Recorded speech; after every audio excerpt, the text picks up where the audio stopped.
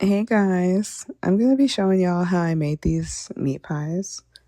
I think they came out so cute, but some of them got kind of messed up, but I guess it's whatever. Okay, so here I am with all of my ingredients. I got everything laid out. I got ice water, all-purpose flour that's been sifted, diced potato, cold butter, 1 pound of ground beef, diced carrot, minced onion, and the seasonings.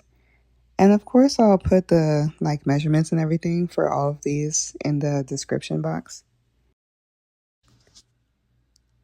Okay, so I already got some oil in the pan, just vegetable oil.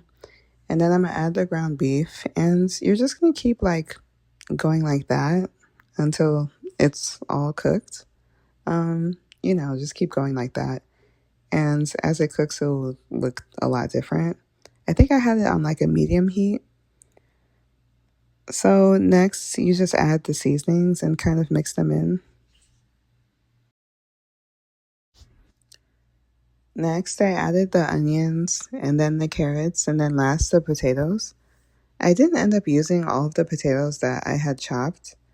I made a few changes to the recipe while I was making it, just a few adjustments. But don't worry, all the changes I made, I already updated them in the recipe in the description. One thing that I low-key almost forgot is you'll also need some water and some flour and just mix them together. You're going to add this to the filling to thicken it and also to add moisture. You don't want the filling to be too loose and crumbly, so this step is really important.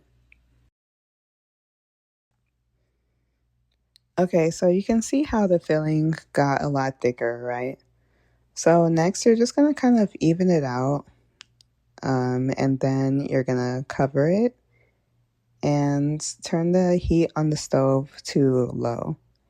And you're just gonna let it cook covered on low for 5 to 10 minutes. And afterwards, after it's finished cooking, I just put it on a wire rack to cool completely. You know it's finished when the vegetables inside are soft. Okay, now it's time to make the dough. So I have 2 sticks of very cold butter straight out of the fridge and 3 1/4 cups of flour with 1.5 teaspoons of salt inside. I also have a pastry blender and a small spatula. So you're just going to add the butter to the bowl with the flour. Again, it's really important that the butter is cold when you do this. That's going to make the dough or the crust of the pie really soft and flaky. Then I'm going to use the pastry blender to cut the butter into the flour. You're just going to start mashing it like this. And you really got to put some elbow grease into it and you'll see some people will try to do this with their hands, but you don't want to do that because the warmth from your hands will melt the butter. And then the pie crust will be a different texture. It won't be flaky. I mean, unless you don't care about that, then it's whatever. Once you keep mashing it for long enough, it should start to look something like this. It looks like very soft sand. Now, remember the ice water from the beginning? See, mine not even moving. You're just going to take a tablespoon measure and add 1 tablespoon or 2 at a time. And you have to mix in between each tablespoon that you put in.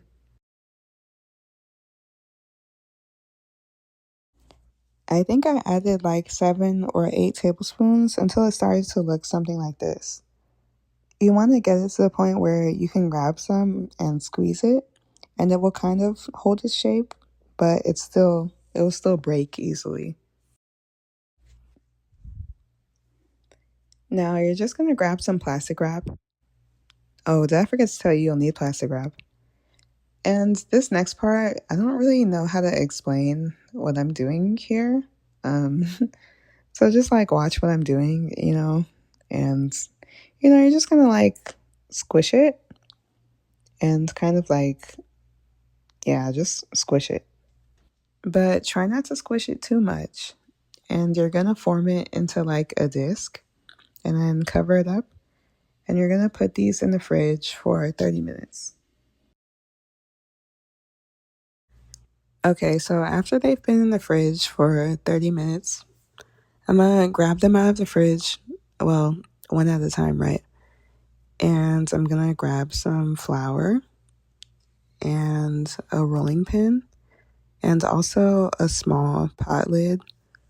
So something like a small pot lid is what you want to use to cut out the meat pies. You know, anything that's like circular that you can find. Start by using a little bit of flour to make sure that the dough doesn't stick to the countertop. And I rolled it out to be like not too thick, but also not too thin. The pot lid that I'm using is 6 inches in diameter. I feel like that makes the perfect size meat pie. And this dough recipe will make exactly 12 of these 6-inch circles. Now I'm gonna make the egg wash. Just one large egg with a tablespoon of milk and whisk it together. Alright, so this is the aftermath. I got my meat pie making station. So I have 12 of these dough circles and the egg wash and the filling with like an ice cream scoop is what I'm going to be using, and a large baking sheet lined with parchment paper. And so like the dough recipe that I'm using, it makes exactly 12 circles, but also the filling makes exactly 12 scoops. So, well, it might be like a little bit more, like 13, but so it's like so perfect the way they fit together. And the scoop that I'm using, it's 4 tablespoons, so that's also a quarter cup. All right, so when you have like the scoop of filling on there, use like the back of a spoon or something like that to kind of shape it. And then you brush the egg wash on the outsides of it, so that will help you close it. And just like try to close it, you know, use the spoon. This part might be like a little bit difficult. I don't know, it depends. But you know, you just see like how I'm doing it. So I'm just making it look nice and pretty. And you already know you can't even call it meat pie without this fork. So just take a fork and make that traditional design on the edges. Oh my gosh, look how pretty. Alright, so this is what I made. You see, this one got kind of fucked up. I tried to save it, but it's whatever. At least I got it closed. This dough is just very soft and delicate. Like when it bakes, it's going to be really buttery and really flaky. Okay, don't forget the egg wash from before. This is like a really important step. And when you apply it, you want to make sure you're being very thorough. If you leave any spot uncovered, like that spot will not look very nice.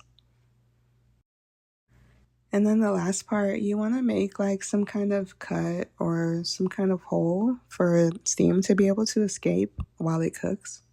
I decided to just do like 3 cuts with my knife. Also, like a quick side note, whatever holes you make for the steam to escape, you want to do that after the egg wash, not before, right? Because if you do it before the egg wash and then you put the egg wash, you're going to just close the holes. But all right, so now they're ready to go into the oven. So they're going to bake at 350 degrees Fahrenheit for 25 to 30 minutes. All right, so this is what they look like after they come out the oven. Most of them look good, but I do see a few problem children here. It is what it is. Y'all already know. Of course, I gotta use the ugly one as the sample. So we're just gonna see how it tastes.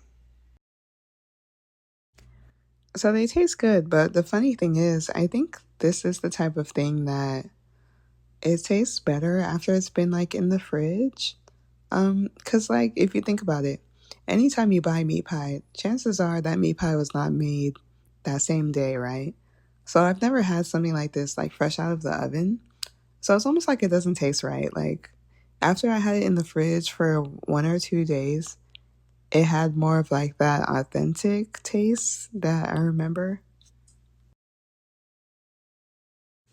But anyways, yeah, thanks for watching and let me know what y'all think about the recipe. And I'll see y'all later. Bye.